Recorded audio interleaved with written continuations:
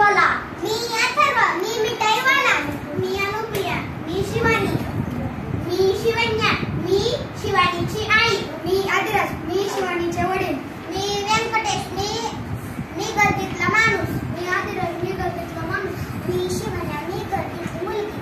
मी मनस्वी. मी गर्दीतली मुलगी. मी पूर्वा. मी गर्दीतली मुलगी. मी ईश्वरी. मी गर्दीतली मुलगी. कुंदापूरच्या उमऱ्याच्या वाडीत शिवानी राहायची. 8-9 वर्षाची शिवानी होती भारी चतुर. शाळा, घर, शेत व बाजार येथील मुले माणसे सगळेच तिच्यावर खुश असायचे. रविवारी कुंदापूरचा आठवडी बाजार भरायचा. शेतातील भाजी विकायला शिवानीचे आई बाबा जायचे. सुट्टीमुळे सोबत शिवानी जायची.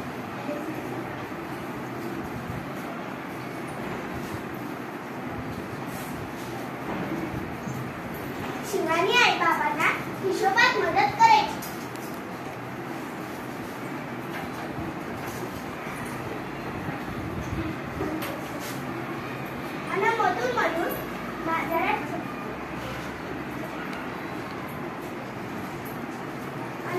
मधून बाजारात चक्कर मारायची.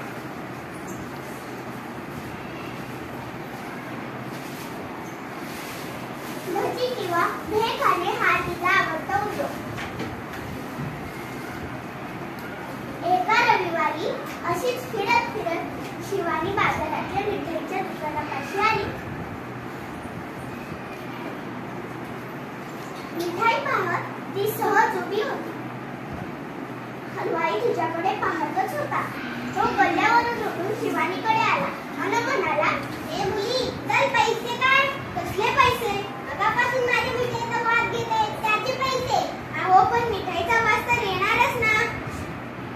हळूहळू बघ्यांची गर्दी झाली.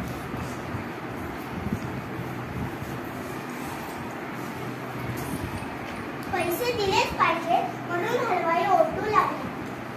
शिवानीला काहीतरी सुचले. काय माणूस आहे का? नेहमी असाच काहीतरी विचित्र वागतो. वासाचे पैसे रात दिसतो. शिवानीला काहीतरी सुचले. ठीक आहे, थांबा, मी पैसे घेऊन येते.